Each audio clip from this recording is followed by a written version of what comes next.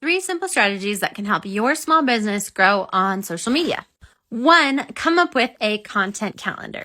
A content calendar is really just a simple way of saying you know exactly what you're going to post and when you're going to post it. Decide how much content you can be creating on a consistent, regular basis. Put that in your content calendar and then decide what you're going to be posting.